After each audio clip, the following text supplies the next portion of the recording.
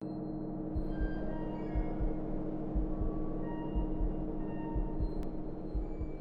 silence of a lake at midnight. Not just any lake, Lake Oconee, Georgia. Water like black glass under a moon smudged by clouds. Pine trees standing guard on the shore. The kind of quiet where you hear your own heartbeat. Now shatter that silence. Because beneath that calm surface lies a chaos that's never settled. A secret that's been drowning for over 50 years. On a summer night in 1974, two young souls, Joycelyn Wilson and Gary Jones, stepped onto a boat for a romantic cruise. They laughed. They dreamed. They loved. By dawn, gone. Vanished. No screams. No struggle. Just an empty boat drifting, engine humming like a ghost's breath. A half-eaten sandwich. Two life jackets clipped neatly to the seats, untouched. What happened out there in the dark? Did they slip? Did they argue? Was there someone else? The lake won't tell. It never does. Witnesses forgot. Evidence dissolved. Time blurred alibis. And the truth? It slipped away, like water through desperate fingers. This isn't a campfire tale. This is real. This is the haunting mystery of Joycelyn and Gary. A story of love, loss, and whispers that still ripple across Lake Oconee. And tonight, we dive into the depths. Let's rewind to the beginning. June 18th, 1974. A Tuesday. The Georgia heat hangs thick even after sunset. Cicadas scream in the pines. And down at the marina, Joycelyn Wilson, 22 years old, her whole life ahead of her, steps into Gary's boat. She's vibrant, a woman who lit up rooms. Beside her, Gary Jones, 24. Steady, reliable, a man who loved that lake like a second home. This isn't just any night. It's their night. Maybe they packed a cooler, Cokes, maybe a beer. A sandwich wrapped in wax paper. Simple. Normal. They'd done this a dozen times before. Gary starts the engine. That low, familiar grumble.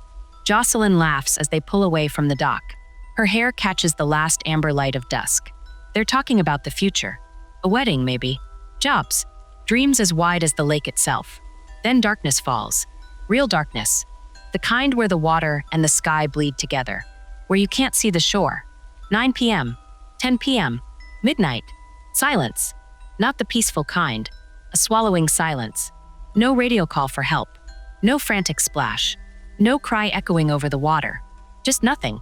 Back on land, worry starts to itch. Gary's family checks the docks. Nothing. Joycelyn's friends call around. Nothing. Then, 2 a.m. A fisherman spots it, Gary's boat. Drifting. Not anchored. Not moored. Just circling lazily in the black water. They pull alongside. Engine still running. Lights still blazing. A single, lonely sandwich sits half-eaten on the bench seat. But Joycelyn? Gone. Gary? Gone. Like they never existed. Like the humid Georgia night opened its jaws and swallowed them whole. The days after they vanished, they were agony. Pure, hollow agony. Families pleading by phones. Search boats scanning the water. Newspapers printing their faces. Hope shrinking with every empty hour. Lake Oconee gave nothing back. Just silence. Just that same flat in different water. Then 3 days later, June 21st, 1974. Early morning. Sun barely cracking the horizon. A local man is casting his line near Sandy Creek Point. The water's calm. Too calm. His lure snags. Not on weeds. Not on branches. Something else. He pulls gently. And then he sees it. A shape. Pale against the dark water. Floating face down near the reeds. He doesn't need to get closer to know. He knows. Everyone knew two young people were missing. He radios for help. His voice cracks. It's Joycelyn. Joycelyn Wilson. 22 years old. Found less than a mile from where their empty boat was spotted. Her body is pulled from the water. Gentle. Respectful. A terrible quiet hangs over the rescuers. The kind of quiet that comes when something expected is still a shock to hold. But here's the thing that stops everyone cold. The detail that twists this from tragedy into a riddle. Her life jacket. It wasn't on her. It wasn't torn off in some struggle. It wasn't floating nearby. It was found exactly where it started the night they vanished. Still clipped neatly to the seat of Gary's boat. Right where she'd left it. Dry. Undisturbed. Waiting for someone who would never return. Think about that. Really think. Joycelyn wasn't just anyone near water. She was a strong swimmer. Grew up around lakes. Knew boats. Respected the water. She wasn't reckless. She knew the rules.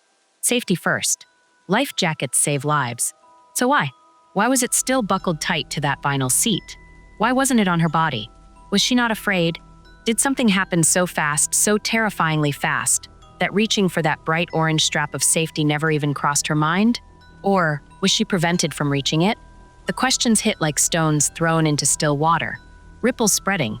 No answers. Just more ripples. The lake had given back Joycelyn, but it kept Gary. Gary Jones, 24 years old. Gone. Where? Where was he?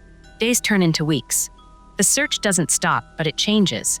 Hope for a living man fades. Now it's about recovery. Closure. Giving a family something, anything, to bury. Lake Oconee is vast. Deep in places. Currents swirl beneath that calm surface. It holds on to things. Secrets. Bodies. Weeks pass. July bleeds into August. The heat is brutal. Suffocating. Then, July 29th. Over a month since that warm June night shattered two families. A different stretch of shoreline, miles downstream. Near the dam, workers checking equipment. Something catches the light. Something pale tangled in sunken branches near the outflow. They know. They just know. It's Gary. Gary Jones. Finally found. His body is brought up. The weight of the water. The weight of the weight. It's over. And yet, it's only the beginning of a deeper, darker confusion. Because of his life jacket. Just like Joycelyn's. It wasn't on him. It wasn't ripped away. It wasn't floating nearby. It was found exactly where it started. Secured. Snug. Undisturbed. On the boat. Beside hers. Two life jackets. Bright orange beacons of safety. Purchased for protection. Ready to be used. Sitting untouched. While two young, healthy, capable people. Two people who knew the water. Two people who had every reason to grab those jackets if trouble came. Drowned. How? How does that happen? It makes no sense. It defies logic. It scrapes raw against everything we understand about panic, survival, instinct. If the boat suddenly sank, wouldn't they grab the jackets? If they were thrown overboard by a wave, wouldn't they surface and swim back for them? If they simply fell in, wouldn't they put them on? Why leave them? Why choose or be forced to face deep, dark water without that simple, life-saving piece of foam and fabric? When it was right there, inches away, was it not an accident? Was it something so deliberate, so final, that life jackets became irrelevant? Was the water not the cause, but the accomplice? The discovery of their bodies didn't bring answers. It buried the only solid facts under layers of impossible questions. Two vibrant lives, full of plans and laughter and tomorrows, snuffed out, and two untouched life jackets, sitting dry on a boat, silent witnesses to a horror they couldn't prevent. Why? That single word echoes across the water. Louder than any siren, heavier than any anchor. Why? The lake doesn't answer. It just holds the silence. And the secret. The bodies were found, but that wasn't the end. It was just the start of a deeper, messier darkness. The police had two young people dead, a boat drifting, two life jackets unused, and zero explanation. They had to move fast, before memories faded, before the lake swallowed the truth forever. So they scrambled, knocked on doors, questioned families, friends, neighbors, anyone near Lake Oconee that June night. And that's when the stories started to crack, like thin ice under too much weight. Some said they heard arguing, a couple down the shore, sitting on their porch late. They swore they heard raised voices carrying over the water. Angry, sharp, a man and a woman, around 10 p.m. Could it have been Joycelyn and Gary?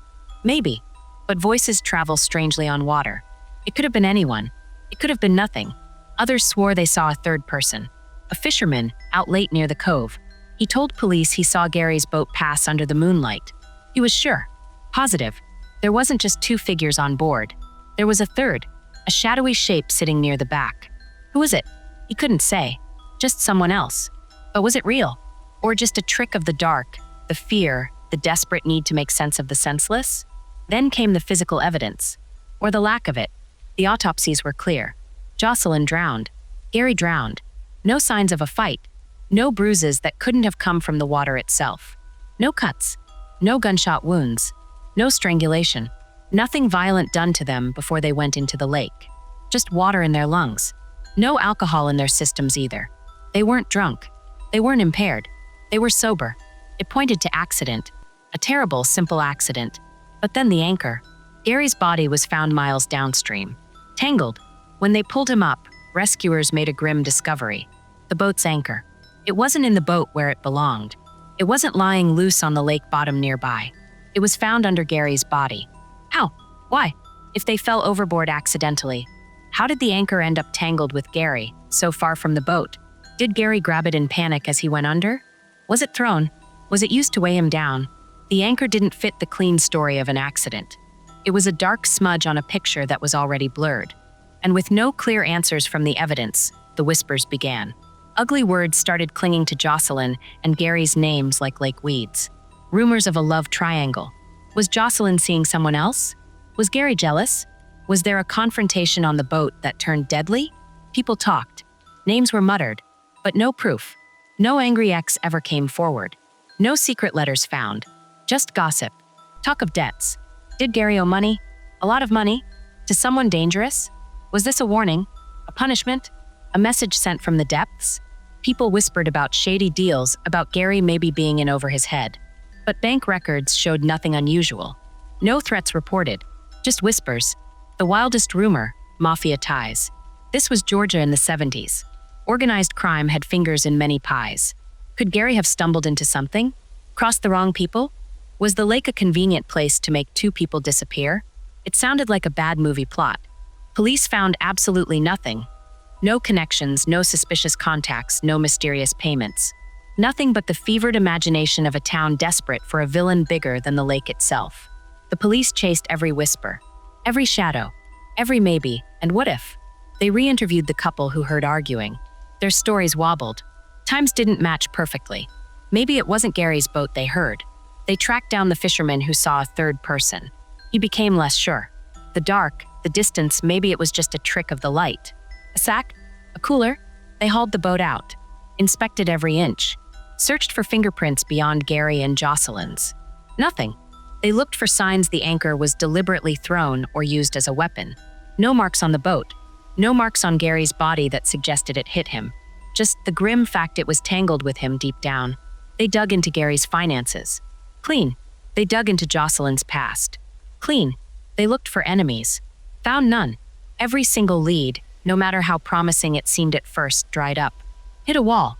Went cold. The evidence said accident. 2 people drowned. But the details screamed that something was wrong. The untouched life jackets. The anchor under Gary. The strange witness accounts that appeared and then dissolved like mist. The police reports filled up. Boxes of paper. Statements. Diagrams of the lake. Photos of the boat. Autopsy findings. But the central question, what happened, sat in the middle of it all untouched. Unanswered. The case didn't close. Not officially. But it froze. Like the lake in a sudden deep winter. Tips slowed to a trickle, then stopped. Reporters moved on to the next tragedy.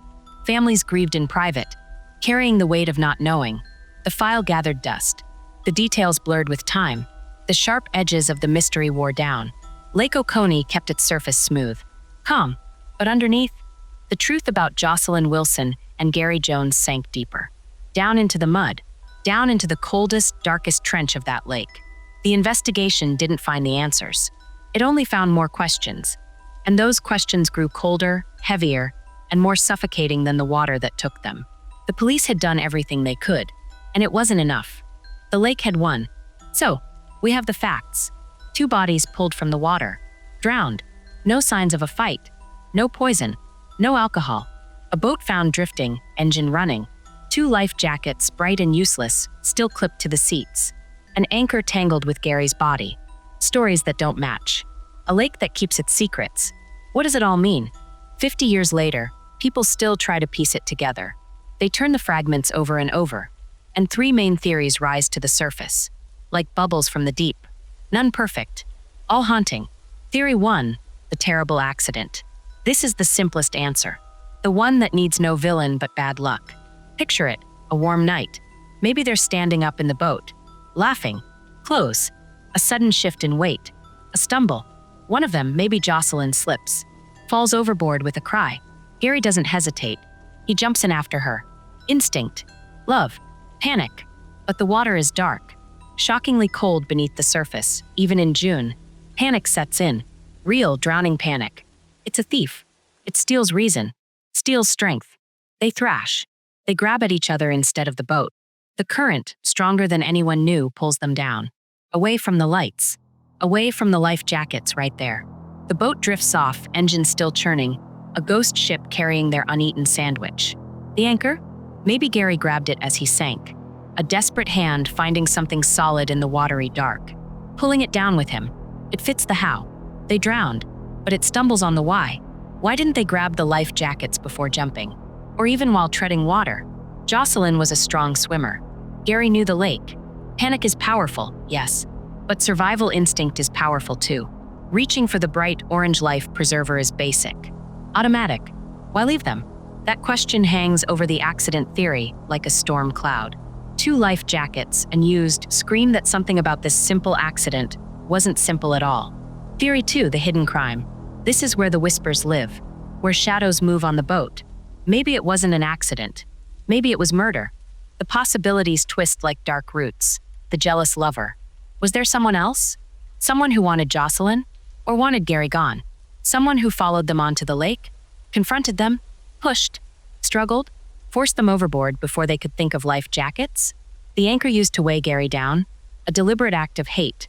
The secret debt. Did Gary owe money? A lot? To someone who didn't take no for an answer? Was this a warning? A cold, professional job? A hitman, quiet and efficient, surprising them on the dark water? Forcing them into the depths? Explaining the lack of struggle marks. Done fast, by surprise. The untouched jackets, no time to react. The random monster. A predator on the lake that night? Someone seeing a young couple alone vulnerable? An attack. A robbery gone wrong. Panic. Bodies dumped. It feels dramatic. It gives a reason. A villain. Someone to blame. But the evidence is silent. No signs of violence on the bodies. No proof anyone else was on the boat. No extra fingerprints. No forgotten item. No solid witness placing a stranger near them. No history of dangerous enemies. No money trail leading to killers. The police looked hard. They found nothing to point a finger. No gun. No knife. No confession.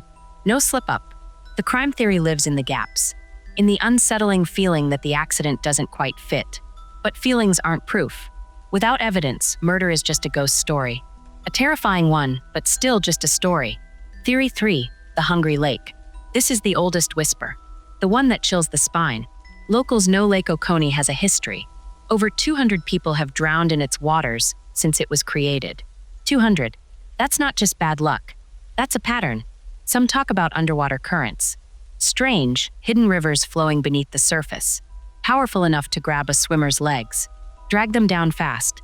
Trap them in cold, dark holes near the old riverbed before they can even yell.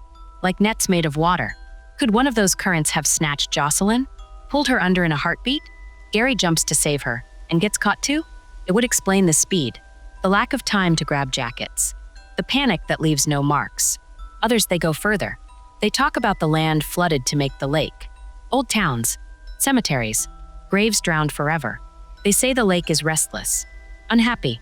Hungry. They say it takes sacrifices. They call it cursed. A place where normal rules break. Where panic isn't just panic. It's a fog the lake breathes out to cloud your mind. Where familiar waters turn strange and hostile. Where safety gear feels suddenly useless. A primal fear takes over. Could that explain why 2 smart, capable people didn't grab those bright orange life jackets? Did the lake make them forget?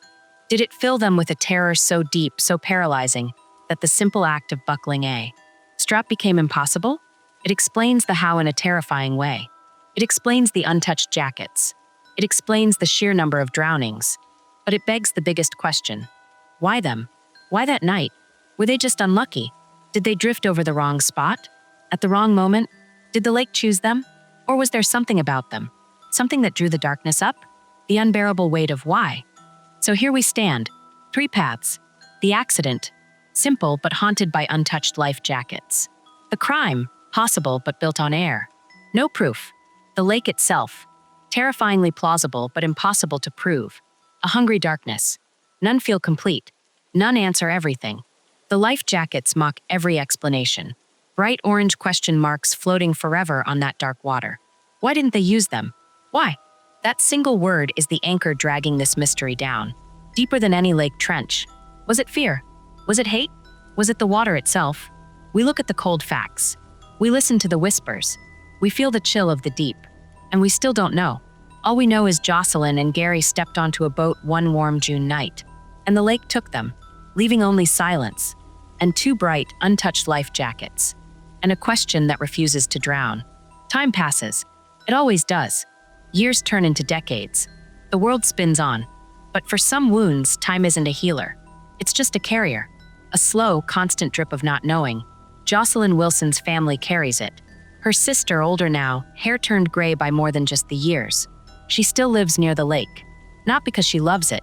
Maybe because she can't bear to be too far from where Joycelyn was last seen. On her windowsill, facing the water, sits a photograph. Not a fancy frame, just a simple picture. Joycelyn, maybe 19, smiling wide, eyes bright, hair catching the sun, forever young, forever frozen before. The sister touches the frame sometimes. Not every day, but on quiet mornings, or when the lake is especially still. That awful June night plays behind her eyes. The phone ringing, the dread building, the hope that curdled into grief. She looks at the photo, then out at the water. The same question unspoken hangs in the air. What happened to you out there, Joe? Gary Jones's family carries it. His brother. He doesn't live near the lake anymore. Too many ghosts. But every June, like clockwork, he makes the trip back. He drives down to the old marina, or what's left of it, stands on the dock, looks out across that vast, indifferent water. He doesn't bring flowers, doesn't say much, just stands there, hands in his pockets, remembering the Gary who wasn't a mystery, the kid brother who loved tinkering with engines, who laughed too loud, who felt safest on the water. He remembers the frantic search, the agonizing wait, the grim phone call when Gary was finally found, the anchor, the life jacket, the questions that burrowed into his bones and never left. Standing on that dock, he feels the echo of that helplessness. The lake gives him nothing back, just the lap of water against the wood, a sound that should be peaceful, but feels like mockery. The lake itself carries nothing. Lake Oconee remains, water still glinting under the sun, waves still whispering against the shore, boats still crisscrossing its surface, carrying new laughter, new dreams, oblivious to the old tragedy sleeping below. It keeps its secrets locked tight in the mud and the deep, cold trenches. It doesn't care about the ache in a sister's chest. It doesn't feel the weight of a brother's yearly vigil. It just is, silent, impenetrable, holding on to Joycelyn and Gary's final moments like a miser hoarding gold. But the world hasn't entirely forgotten. Every few years, the ripples stir. A local diver, maybe someone who grew up hearing the story, decides to take another look. Armed with newer technology, brighter lights, they scan the bottom near Sandy Creek Point. Near the dam, searching for, what? A dropped watch? A lost shoe? Some tiny, overlooked clue the lake finally decided to spit out. They find old tires, beer cans, rusted junk, but nothing of Joycelyn, nothing of Gary. The water yields only silt and shadows. Then a podcast appears. A new voice, hungry for an unsolved mystery.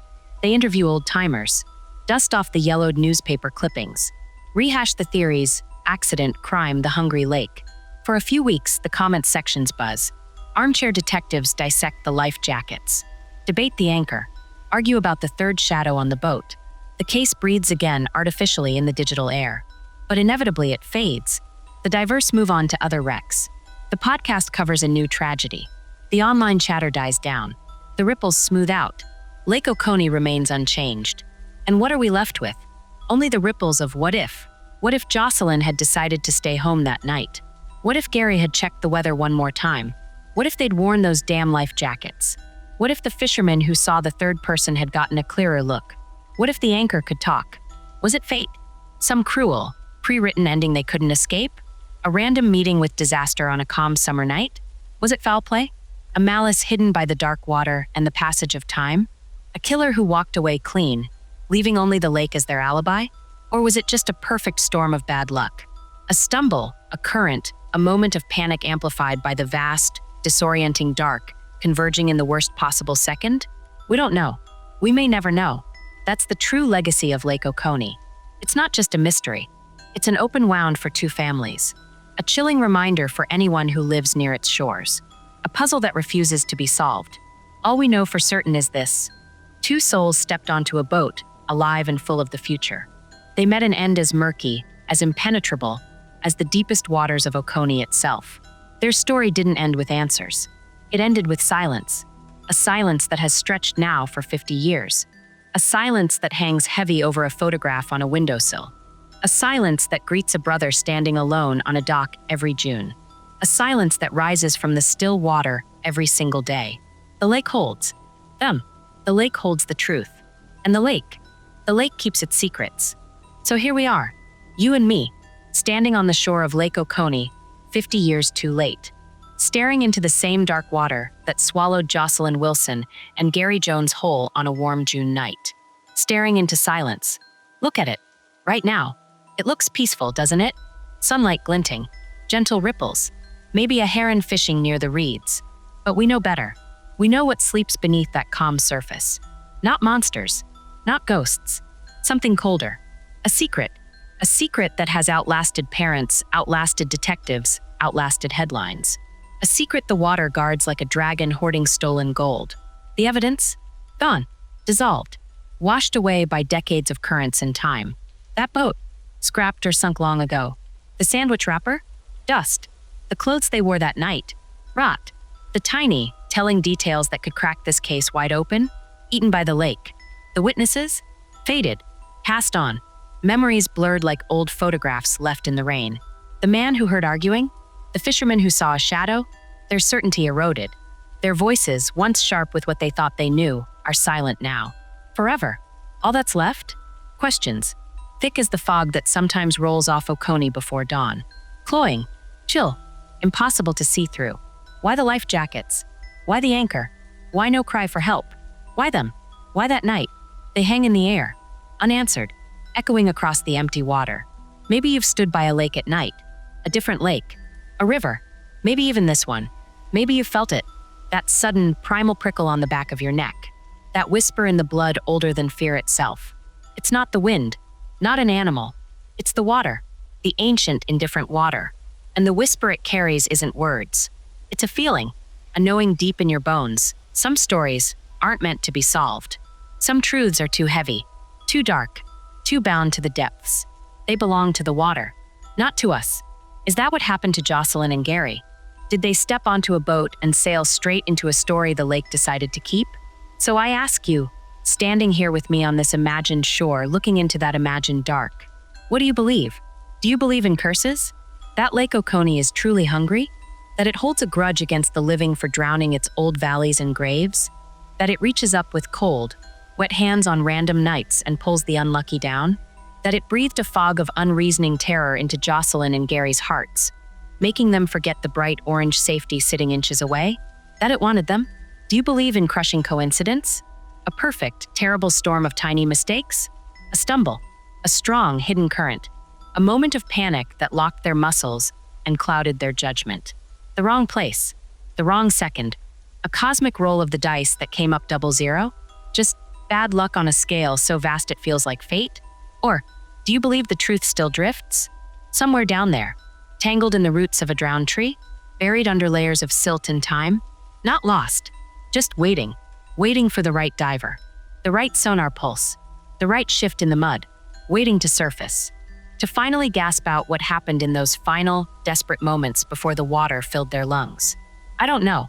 After all these words, all this time spent walking the edges of their tragedy, I don't know.